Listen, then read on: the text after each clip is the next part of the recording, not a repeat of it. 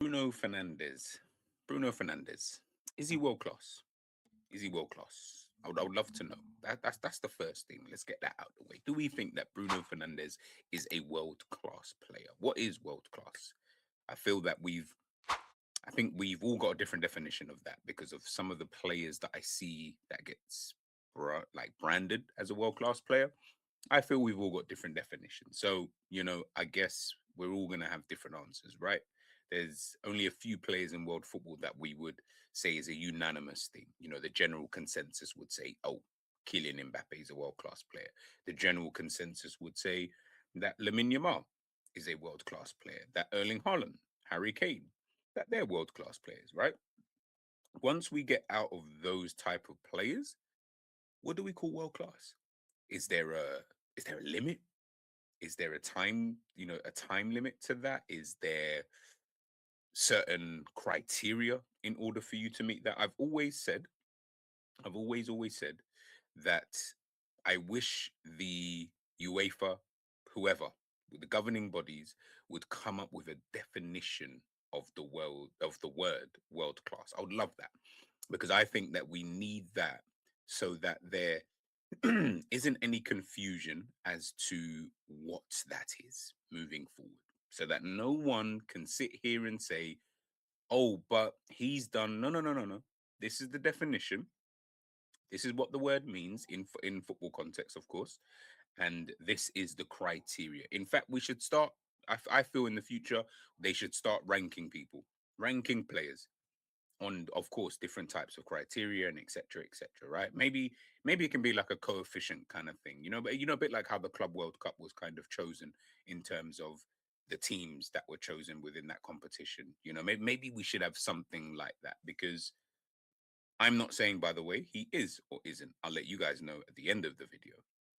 But I feel players like him, it's always kind of difficult, I feel, to place them. Like I don't it's not a yes or a no straight off the bat.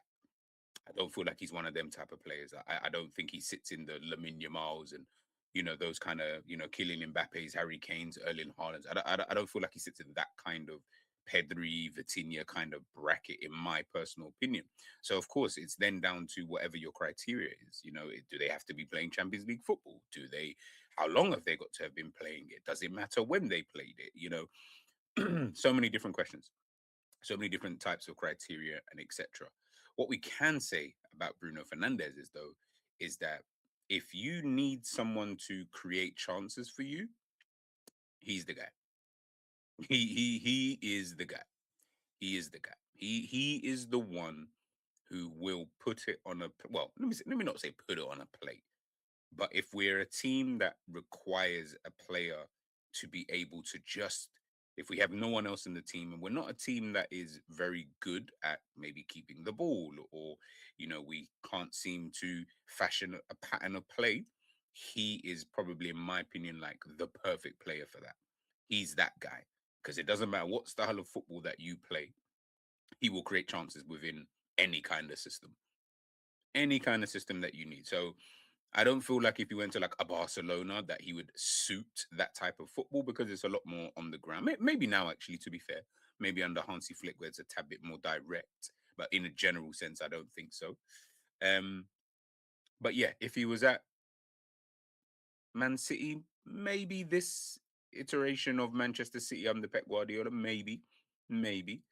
Um, but yeah, it's an interesting one with Bruno Fernandes. Obviously, he's got 18 assists at the time of this video, right? So whenever this drops, this could potentially be 19, 20. He might even surpass the record set by Thierry Henry and I think it's Kevin De Bruyne.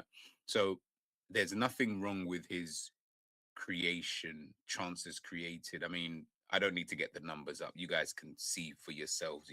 This is a guy who really can pick out a pass at times.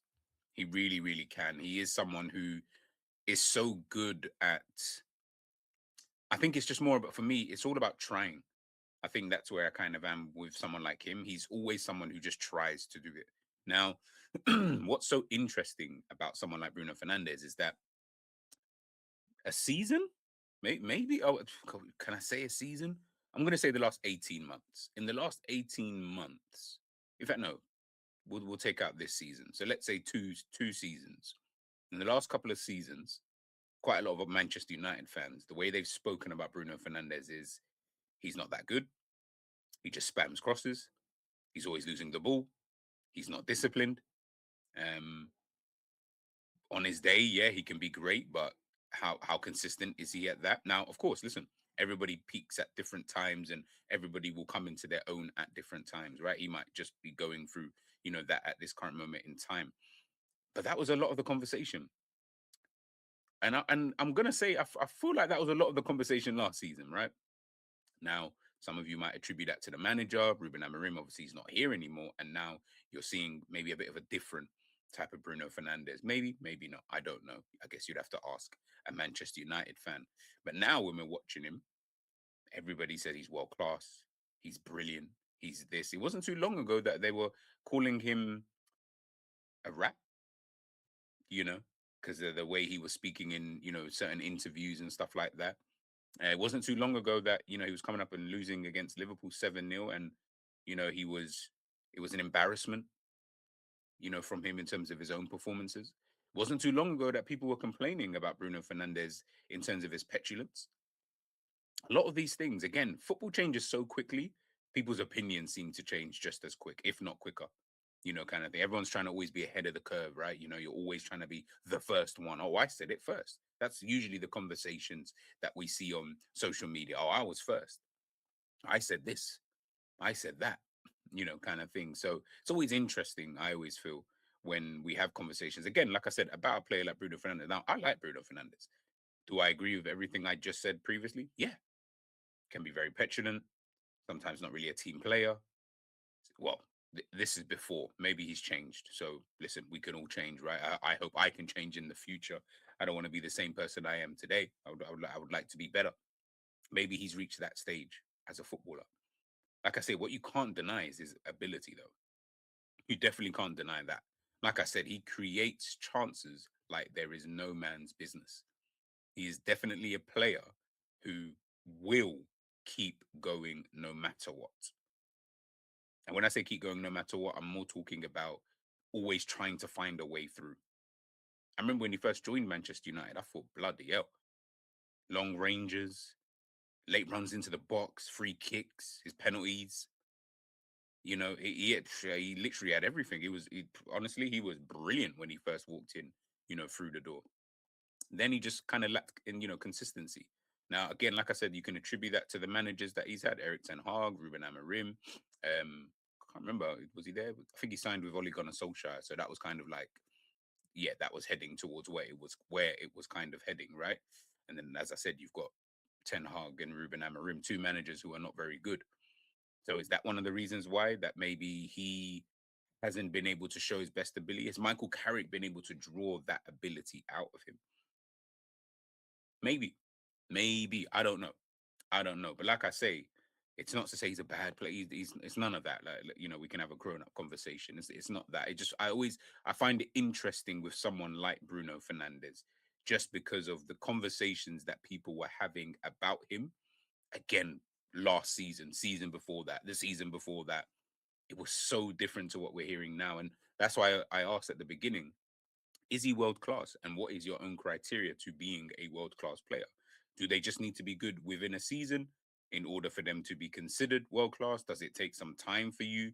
And again, like I said, there's no right or wrong here. I'm not saying because you think this, then that. No, no, no. I'm genuinely wondering what people's kind of definition. And like I said, there is no absolute definition, unfortunately, which is why I would love to have something like that, because I think it would stop a lot of conversations and also expectations, which I feel football fans, they're not very good at measuring expectations with reality. I feel we're so far away with what our expectations are in comparison to the actual reality of said situation. So maybe all those years that people were cussing Bruno Fernandes for being a player who just keeps losing the ball, always trying passes that he doesn't need to try, and it only coming off every now and again, maybe people will understand as to why he was doing so. I don't know.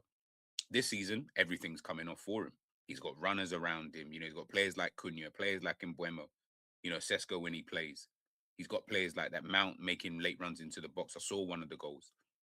So when you've got players like that in and around you, of course, do you know what I'm saying? Is it's gonna look good.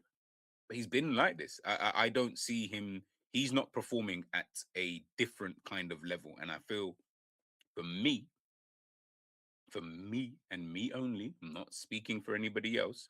When I look at Bruno Fernandes, I think he's just as good as he was before. I don't think anything has really changed. In fact, I actually preferred him when he first joined United. That felt more like someone who was doing a bit of everything. It felt a lot more like that. He was contributing a lot more to the team. Of course, now he's captain and all of that stuff. Maybe there's a different type of pressure, a different type of expectation that's been placed upon him. But I felt when he first came into United, he just looked like he had everything. That's the play I looked at and said, he's going to rival Kevin De Bruyne. It just didn't, for me, it just didn't really work out like that. It was, you could see he's got immense talent, but he just lacked consistency. And this season, I feel like it's kind of been the same. Do you know what I mean? I haven't watched him at all this season and felt he's taken his game up to a different level. I really haven't. Like I said, he's still creating chances. He was doing that anyway. In fact, the fact that he's created so many chances, let's just say since he's joined United, shows you that he's been doing that. Hasn't changed any more this season. He might have more, by the way, in terms of numbers. I don't know. Stats guys who are watching this will probably be able to tell me, but yeah, I don't watch him and think to myself, wow, sometimes you watch a player and you can see they've gone up a level from what they previously were. You can see a Gareth Bale, he went from strength to strength to strength, got to Madrid, and then it just you propel. Ronaldo. Yes, I'm using, of course, these type of players, but sometimes, again, some of the conversations I'm hearing is a bit, ooh, okay, cool. I'm hearing him being compared to a KDB. KDB went from strength to strength to strength till he got to the player that we know and is now considered to be one of the best of the Premier League era. Now, when we're talking about this season in particular, listen, I've said it many a time, and ultimately, there's nothing I can realistically do about it. The quality of the Premier League is not that great. Do I think Bruno Fernandes should be winning Player of the Year? I don't see why not. He's definitely a front runner for me anyway. I feel he's definitely him alongside Igor Thiago. I feel they've been both just as good as each other. I'll be really honest with you.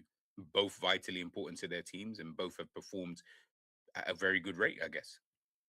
So I would have those two as two players that I look at and think, yeah, yeah, yeah, I wouldn't mind any of those two. That's not to disrespect either player. It's just I'm just trying to figure out what it is people are watching that's making them think, oh, he's reached that stage now. Is it because of the numbers? Is that something that people take well, not even into consideration, but yeah, into consideration. But is that something that you look at because he's now got 18 assists, potentially can break the Premier League record? Is that something we look at? If he breaks it, for example, is he going to be considered one of the best ever players in Premier League history? I wonder. I genuinely wonder about that.